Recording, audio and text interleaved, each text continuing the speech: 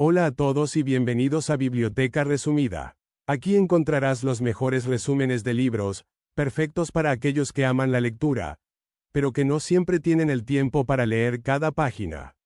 Si te gusta el contenido, no olvides suscribirte al canal para no perderte ningún resumen. Vamos a empezar. Resumen de la manipulación de la verdad de Peter Pomerantsev. Prefacio, telegrama. Lo arrestaron mientras salía del mar. Dos hombres del KGB vigilaron su ropa y lo obligaron a ponerse los pantalones sobre el bañador mojado. La humedad se le coló en la dignidad, encogiendo su cuerpo mientras intentaba parecer sereno durante el interrogatorio. Las pequeñas humillaciones eran su especialidad. Lo habían citado en Odessa, no en Kiev, solo porque los agentes querían pasar unos días junto al mar. Uno se zambullía mientras el otro lo vigilaba. En una de esas tardes absurdas, un pintor montó su caballete y los retrató.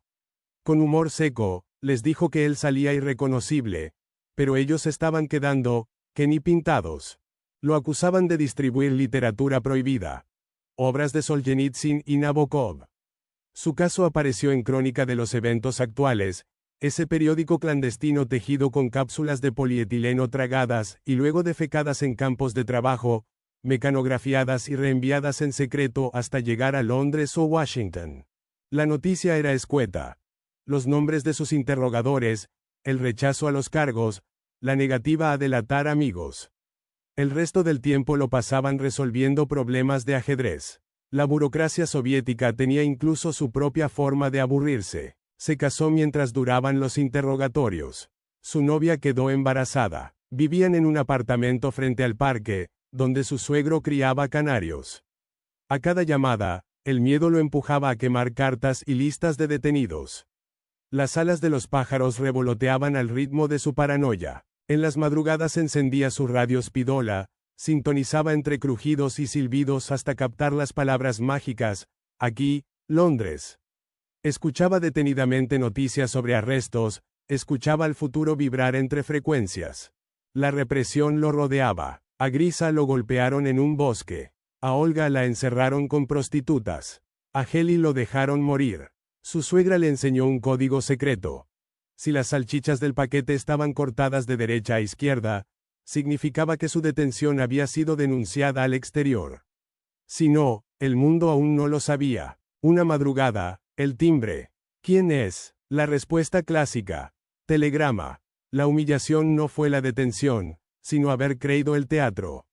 Monedas sudadas en la mano, lágrimas contenidas en los ojos. Su hijo nació entre dos interrogatorios.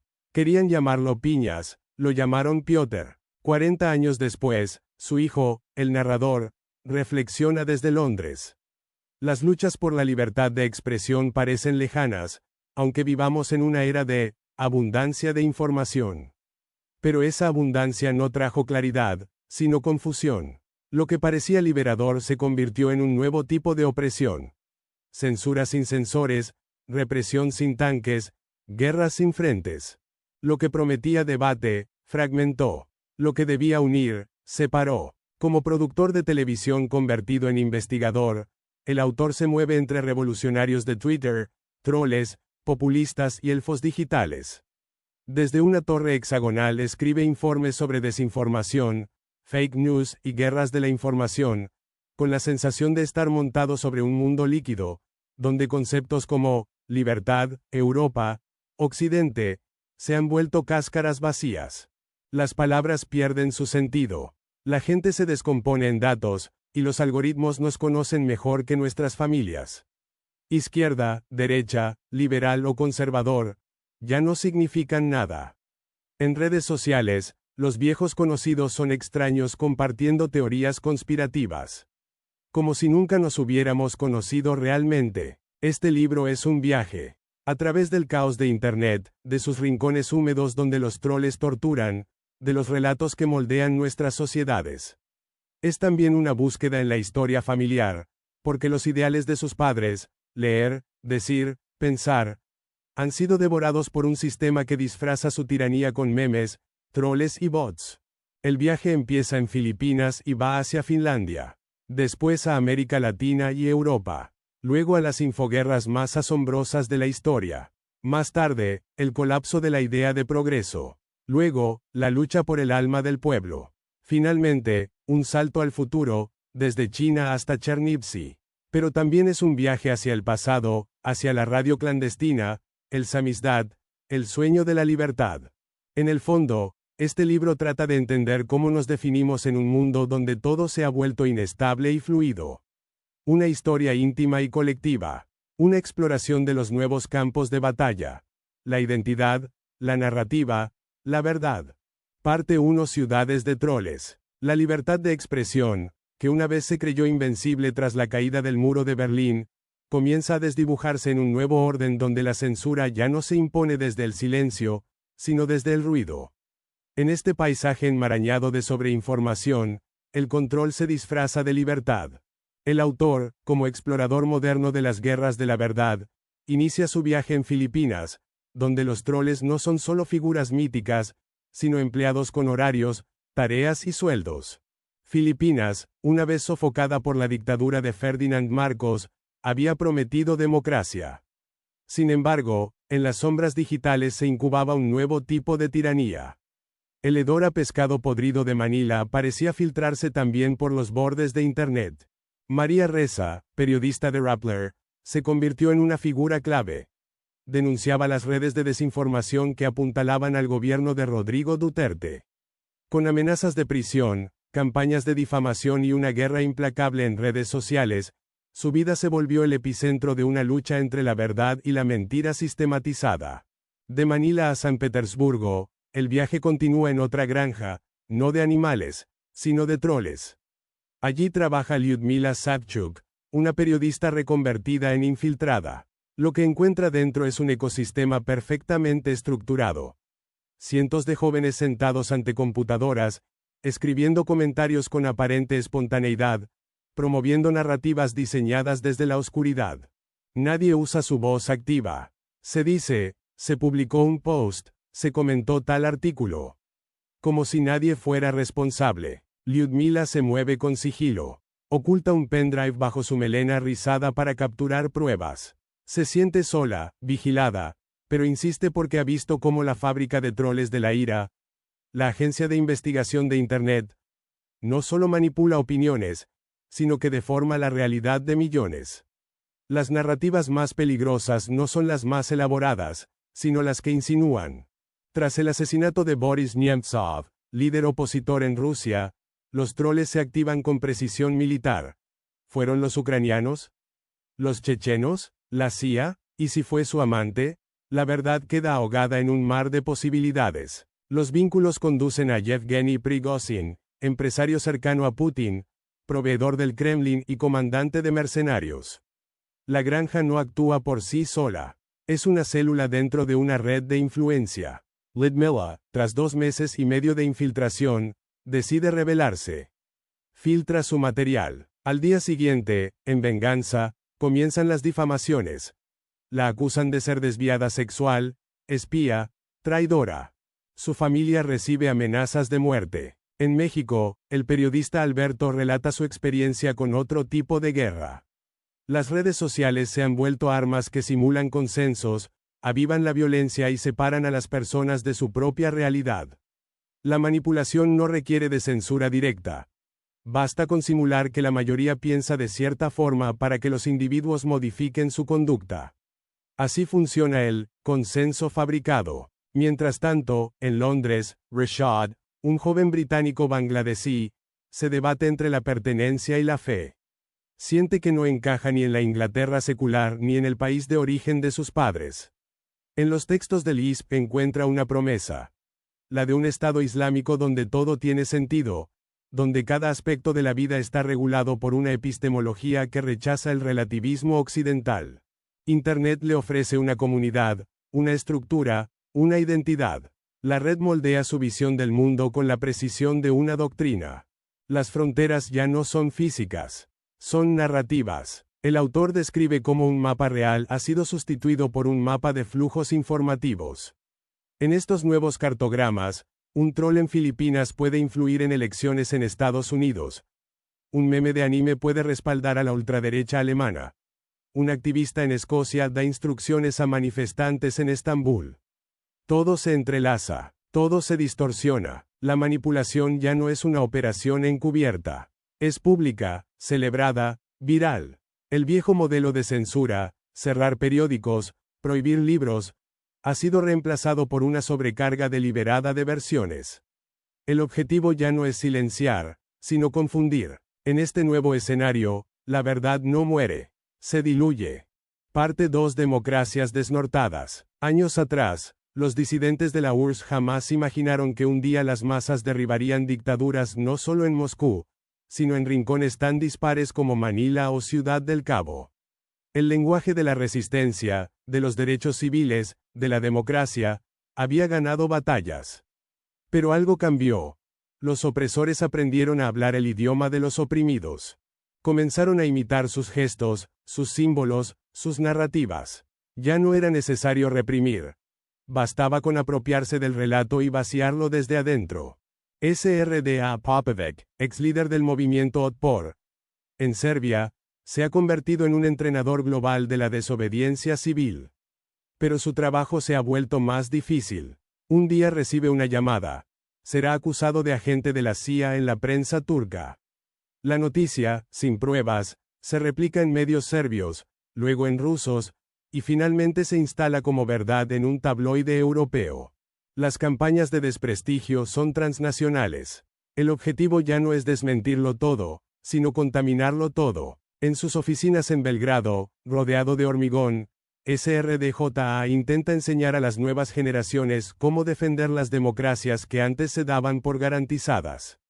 Pero ahora todo se ha vuelto líquido. Los líderes autoritarios ya no se presentan como dictadores. Hablan de reformas, se visten con el ropaje de la democracia, invocan la libertad mientras socavan sus cimientos. Aleksandar Vučić, presidente de Serbia, alguna vez fue el portavoz de Milošević. Hoy se declara europeísta, moderno, conciliador. Pero su dominio sobre los medios es absoluto. Quienes no alinean su discurso con el oficialismo quedan fuera de la publicidad estatal, de las licitaciones, del sistema. Las viejas tácticas de control, amenazas, censura, han sido reemplazadas por sutilezas de mercado. La apariencia de pluralidad esconde un núcleo autoritario. Lo mismo ocurre en Turquía, en Hungría, en otros países donde los autócratas se reinventan como gestores eficientes. Es un nuevo orden, donde la represión se esconde bajo la lógica de la eficiencia mediática. Mientras tanto, SRDJA observa cómo sus propias técnicas de resistencia son recicladas por los mismos gobiernos contra los que luchó. Las manos alzadas, los logos estilizados, los lemas sobre libertad y pueblo. Todo ha sido absorbido, invertido, desactivado. En Macedonia, en Montenegro, en Turquía, los gobiernos montan protestas falsas, se infiltran en las verdaderas, simulan espontaneidad para controlar el caos.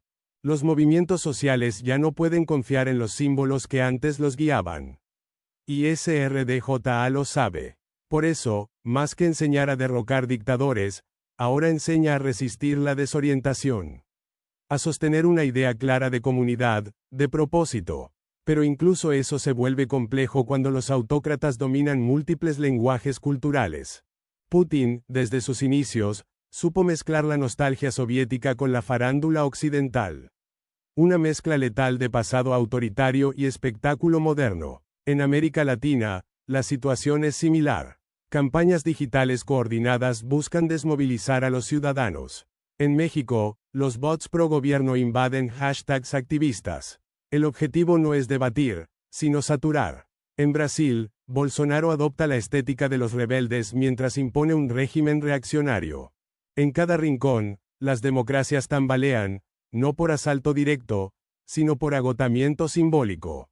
La democracia ya no se defiende con banderas. Se defiende con claridad narrativa, con integridad comunicativa, con una renovada pedagogía ciudadana. SRDJA, con sus talleres de activismo no violento, lo intenta. Pero admite que no hay recetas. Solo principios. Porque la revolución no se enseña, se practica. La conclusión es inquietante. Vivimos en un mundo donde la democracia aún existe, pero ha perdido su norte. Ha sido despojada de su brújula moral. Ya no basta con elecciones, ni con medios libres en apariencia. Hace falta reinventar la forma de habitarla, de narrarla, de defenderla. Parte 3. La infoguerra relámpago más asombrosa de la historia. El autor trabaja entre torres de informes sobre ciberestrategia, con títulos que suenan a ciencia ficción distópica.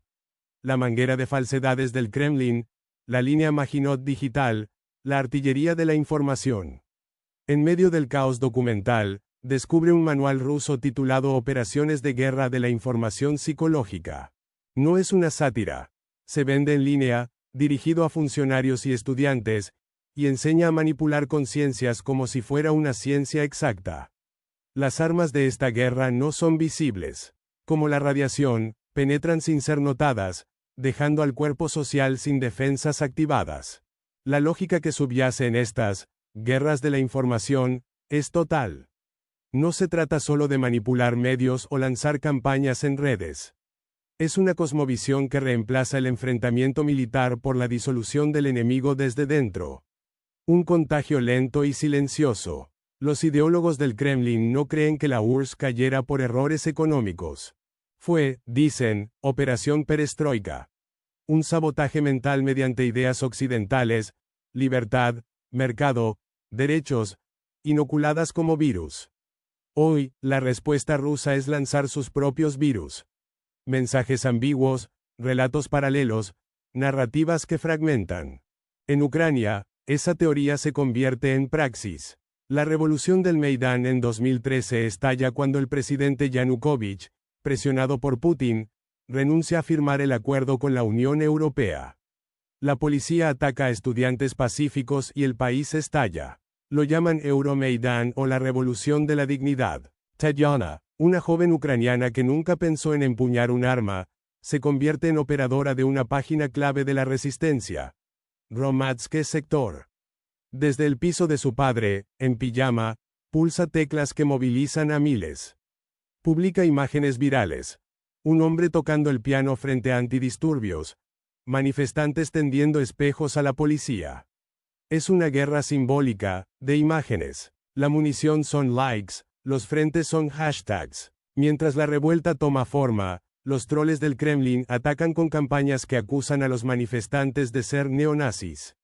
Las cadenas rusas aseguran que las protestas son un montaje de la OTAN. En paralelo, Rusia invade Crimea con soldados sin insignias, los hombrecillos verdes. Cuando el mundo quiere reaccionar, el territorio ya ha sido anexado. Es la infoguerra relámpago. Acciones militares mínimas, camufladas por campañas masivas de desinformación. El Comando Supremo de la OTAN la llamará así, y no sin razón.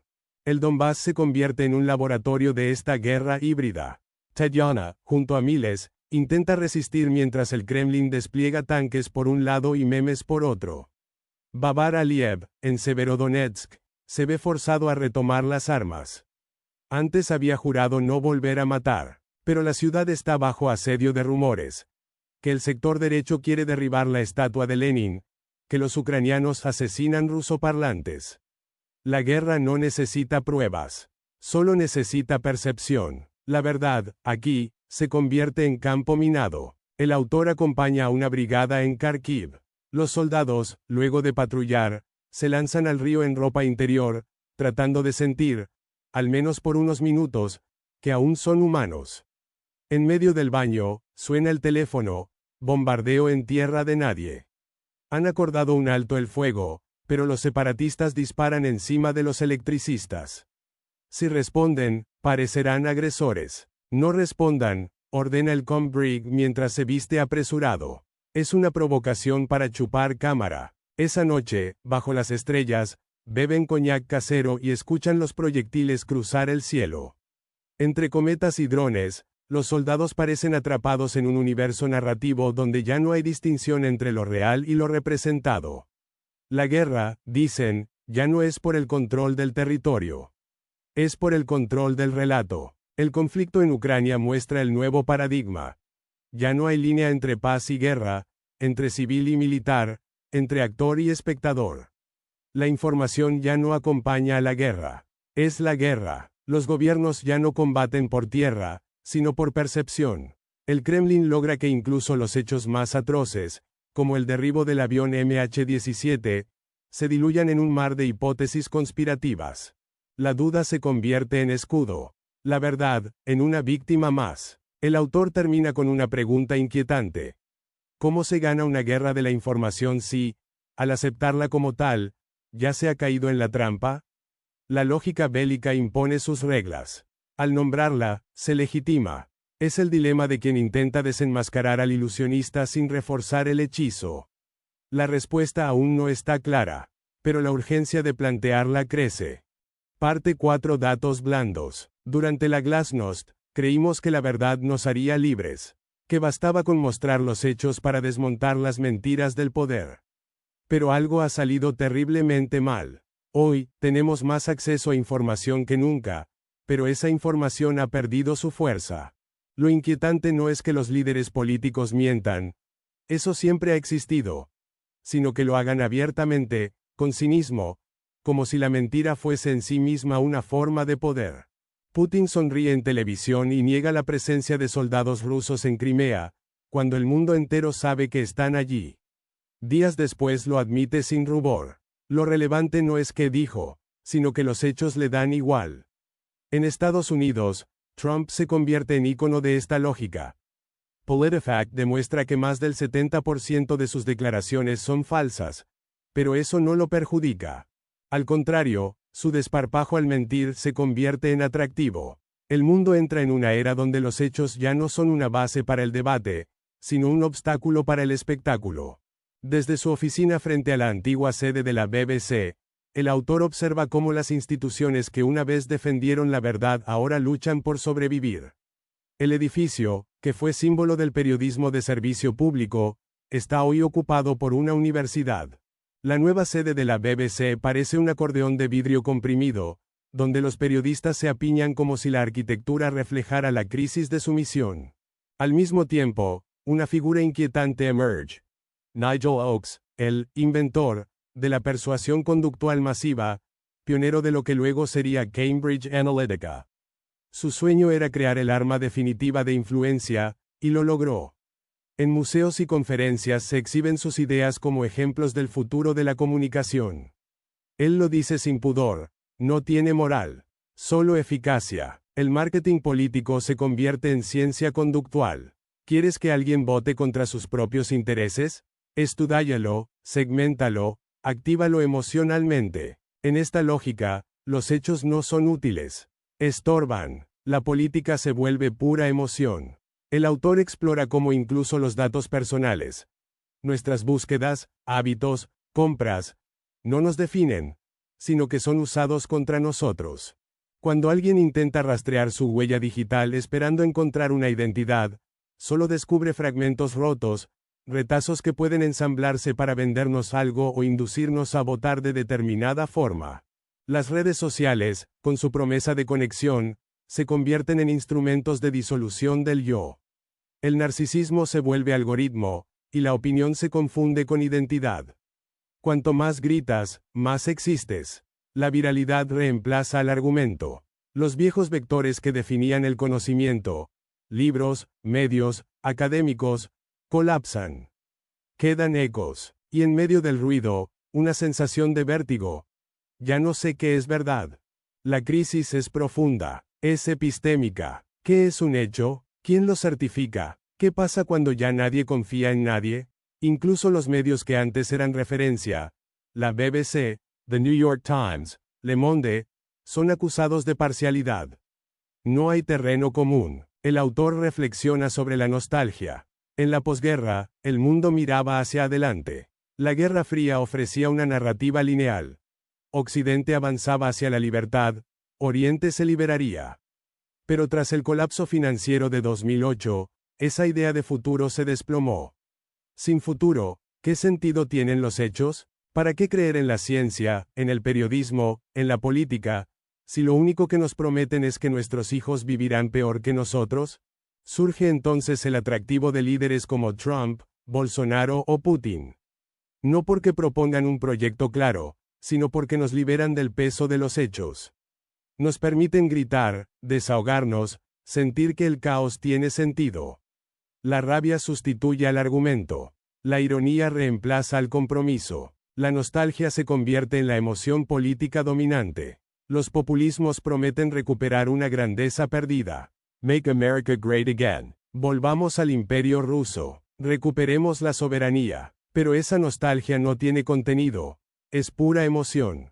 Una melancolía difusa por un pasado que nunca existió. En este nuevo mundo posfactual, el autor reconoce el fracaso de la Ilustración como marco común. El sueño de un debate racional ha sido derrotado por memes y algoritmos. Lo que queda es una lucha por el lenguaje, por los marcos emocionales, por las narrativas. Y sin embargo, la respuesta no puede ser simplemente, volver a los hechos. El autor propone una pregunta más incómoda. ¿Por qué alguna vez fueron relevantes los hechos? ¿Qué nos daba esa fe en la objetividad? Tal vez los hechos fueron importantes porque creíamos en un futuro compartido. Sin esa promesa, la verdad se vuelve irrelevante. Parte 5. Gente emergente. La lucha por el control de la narrativa se ha desplazado hacia la identidad. Ya no se trata tanto de imponer una ideología como de definir quiénes somos. En este mundo, en apariencia postideológico, la identidad se ha vuelto maleable, líquida, objeto de manipulación y batalla. Desde los extremistas religiosos hasta los populistas digitales, todos intentan apropiarse del concepto de el pueblo. En Sheffield, Rashad Ali, hijo de inmigrantes, recuerda su fascinación adolescente por los hombres de East Tahrir, bien vestidos, seguros, que ofrecían respuestas absolutas. ¿Eres musulmán a tiempo completo?, le preguntaban. Esa frase lo marcó. El ISP no hablaba de religión, sino de un sistema total. Política, economía, justicia. Todo debía estar contenido en el Islam. La pertenencia era totalizante. Las reuniones se realizaban en casas humildes de barrios obreros. Para Rashad, fue una identidad que lo rescató de la ambigüedad, pero también lo condujo hacia un pensamiento excluyente. Hoy, convertido en activista contra el extremismo, analiza esos procesos con lucidez. La ideología era una máscara para la necesidad emocional de pertenecer, de sentido, de orden. Identidad disfrazada de ideología. La política se convierte en el arte de generar sentido en medio del caos. Un spin doctor mexicano lo dice sin rodeos. La política va de crear identidades. Ya no se trabaja con ideologías o clases, sino con microsegmentaciones. Amantes de los perros, ciclistas urbanos, defensores del agua. Lo importante es encontrar una palabra lo suficientemente vacía, como pueblo o mayoría, para que todos puedan proyectarse en ella. Así nace el nuevo populismo. No como doctrina, sino como técnica. Martin Sellner, líder de Generación Identitaria, lleva esa lógica al extremo. Usa la estética de los derechos humanos para propagar ideas xenófobas. Viste estatuas con burkas, lanza campañas que simulan preocupación feminista para atacar a inmigrantes musulmanes. Sus intervenciones son espectáculos, cuidadosamente orquestados para generar viralidad. Su meta no es convencer, sino desplazar el centro del debate.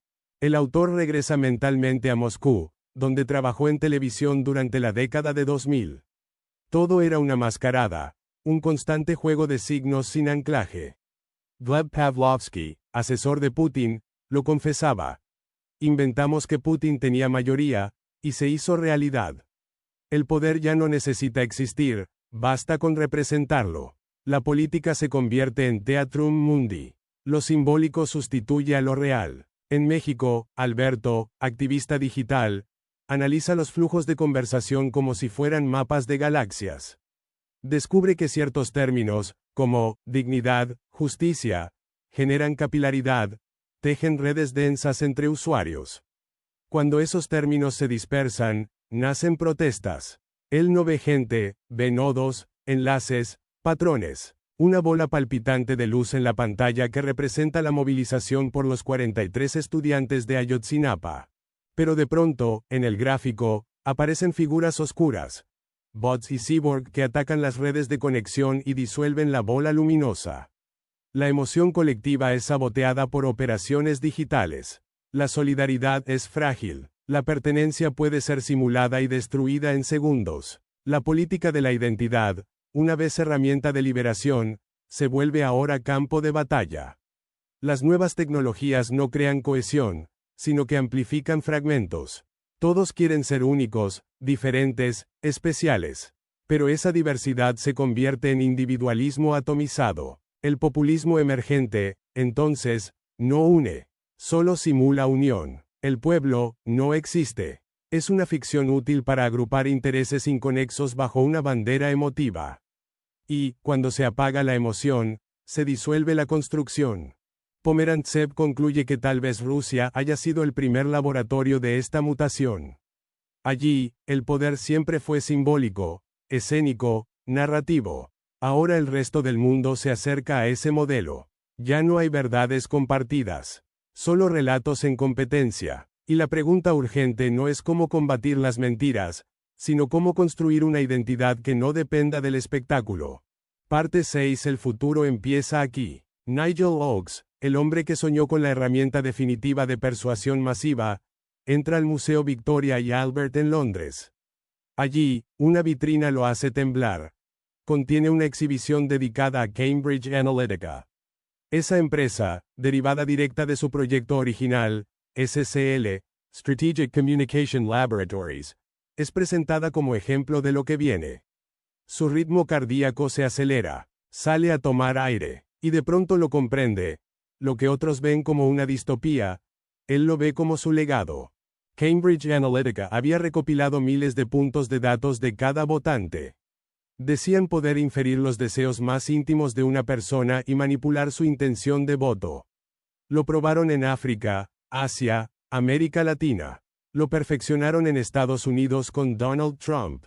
Oakes sonríe con amoralidad. Siempre creyó que las campañas eran un engaño. Él ofrecía algo más sofisticado. Cambiar lo que la gente creía que quería. Esa misma lógica se perfecciona en China. Pomerantsev viaja a Pekín y se enfrenta a otro tipo de futuro. Aquí, no hay nostalgia ni caos. Hay un horizonte claro. 2049, el centenario de la República Popular China, año de la plena modernización.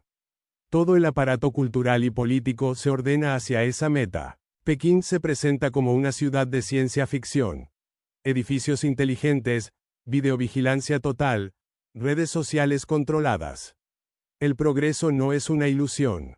Es una promesa autoritaria. En los pasillos asépticos del Distrito Central de Negocios, el autor contempla el edificio de la CGTN, la televisión internacional del Partido Comunista, una estructura que parece un uroboros de acero y vidrio. No es una metáfora, es literal. El mensaje se cierra sobre sí mismo. Lo que ves es lo que debes creer. El futuro ya está aquí. Y no hay opción de cuestionarlo. La pregunta resuena. ¿Puede la democracia sobrevivir a Internet? En Alepo, Mary Anna documenta masacres que ya no conmueven. En Londres, los jueces son llamados enemigos del pueblo. En Estados Unidos, se tuitean barbaridades con euforia populista. En este mundo, la verdad ya no guía la acción. La acción no busca ser verdadera. La política ha mutado. Ya no hay proyectos, ni ideas, ni futuro compartido. Solo emociones, algoritmos, manipulaciones. Trump no gana porque tenga propuestas, sino porque permite a la gente desfogarse.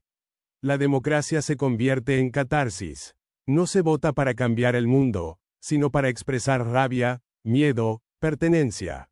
Los hijos del autor, gemelos criados en el Londres multicultural, aún no saben si son ingleses, rusos, europeos o judíos. Un día en el parque, otro niño les pregunta, ¿quiénes sois?